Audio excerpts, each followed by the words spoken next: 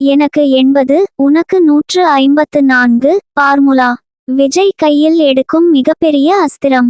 அதிமுகவுடன் பேச்சு. என்ன நடக்குது? அதிமுகவுடன் கூட்டணி வைக்க தவேக சார்பாக விஜய் ரகசியமாக பேச்சுவார்த்தை நடத்தி வருகிறாராம். அதிமுகவுடன் கிட்டத்தட்ட 80 சீட்டுகளை விஜய் கேட்டுள்ளதாக கூறப்படுகிறது. துணை முதல்வர் பதவி மற்றும் 80 சீட்டுகளை விஜய் அதிமுகவிடம் கேட்டு பேசி வருகிறாராம். தமிழக வெற்றி கழக மாநாட்டில் திமுக, பாஜக, நாம் தமிழரை விமர்சனம் செய்த விஜய், அதிமுக, விசிக, காங்கிரஸ், பாமகவை விமர்சனம் செய்யவில்லை. இப்படிப்பட்ட நிலையில்தான் அதிமுகவுடன் கூட்டணி வைக்க தவேக சார்பாக விஜய் ரகசியமாக பேச்சுவார்த்தை நடத்தி வருகிறார் என்று செய்திகள் வர தொடங்கி உள்ளன. 80 முதல் 154 பார்முலாபடி அதிமுகவிற்கு 154 இடங்களை விட்டுத்தர விஜய் தயார் என்கிறார்கள்.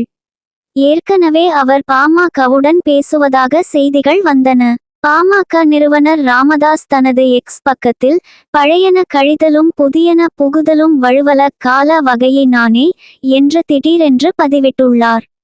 இதனால் அவர் தமிழக வெற்றி கழகம் கட்சியுடன் கூட்டணி வைக்க போகிறாரோ என்ற கேள்வி எழுந்துள்ளது. இந்த கேள்விக்கு பின் வேறு ஒரு முக்கியமான நபரும் காரணமாக இருக்கிறார்.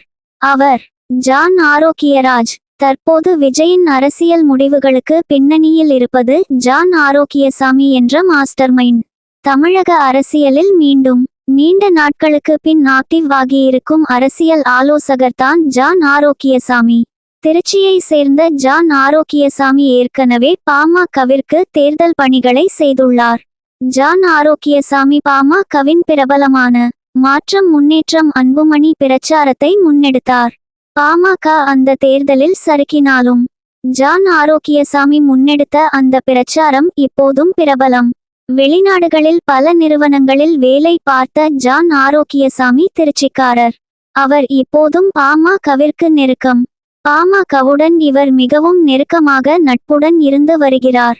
இந்த நிலையில் நடிகர் விஜய்க்கு பின் ஆலோசகராக இருப்பது ஜான் ஆரோக்கியசாமிதான் என்ற தகவல் வெளியாகி உள்ளது. தமிழக வெற்றி கழகத்தின் முதல் மாநாடு சமீபத்தில் விக்கிரவாண்டியில் நடந்தது. இந்த மாநாட்டில் அதன் தலைவர் விஜய் பேசிய விஷயங்கள் பெரிய அளவில் கவனம் பெற்றுள்ளன. இதை எல்லாம் செதுக்கியது அவர்தான் என்று கூறப்படுகிறது.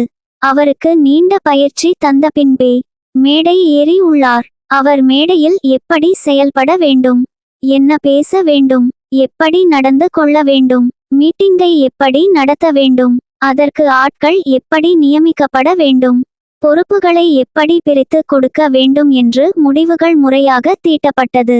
அரசியல்வாதி போல பேசாமல், நடிகர் போலவும் பேசாமல், வித்தியாசமான முறையில், மேடை நடுக்கம் இன்றி சரளமாக விஜய் பேசியது பெரிய அளவில் கவனம் பெற்றது. முக்கியமாக விஜய் திராவிடம், பெரியார், மதவாதம் பற்றியெல்லாம் பேசியது பெரிய அளவில் கவனிக்கப்பட்டது. அவரின் பேச்சு எப்படி இருந்ததோ இல்லையோ, அவரின் பேச்சுக்கு பின் மிகப்பெரிய பயிற்சி இருந்தது என்பது மட்டும் உறுதி. இதை எல்லாம் செய்தது ஜான் தான். திராவிட கட்சிகளுக்கு மாற்றமாக பாமகவை அப்போது கொண்டு வந்த ஜான் ஆரோக்கியசாமி அதை பெரிய அளவில் ட்ரெண்ட் செய்தார். வடக்கிலும் கூட இவர் தேர்தல் பணிகளை செய்துள்ளார். மகாராஷ்டிராவில் தேர்தல் பணிகளை செய்த ஜான் ஆரோக்கியசாமி தேசியவாத காங்கிரஸ் அங்கே கடந்த தேர்தலில் அதிக இடங்களை வெல்ல முக்கிய காரணமாக இருந்தார். தற்போது ஜான் ஆரோக்கியசாமிதான் விஜய்க்கு பின் இருக்கும் அந்த மாஸ்டர் மைண்ட். கட்சி பணிகளை புஸ்ஸி ஆனந்த் கவனித்தாலும் வியூக வகுப்புகளை கவனிப்பது என்னவோ ஜான் ஆரோக்கியசாமிதான் என்கிறார்கள். இந்த ஜான் ஆரோக்கியசாமிதான் அதிமுக, பாமக, தவேக இடையே மெகா கூட்டணி வைக்க காய்களை நகர்த்தி வருவதாக கூறப்படுகிறது.